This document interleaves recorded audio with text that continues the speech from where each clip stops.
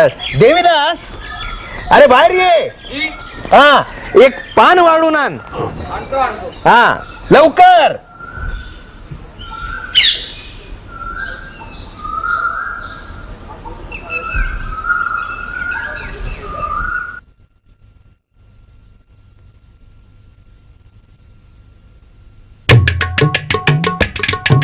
जीवन करी जीवित्वा अन्न हे पूर्ण ब्रह्म उदर भरण नोहे जाणीजे यज्ञ कर्म.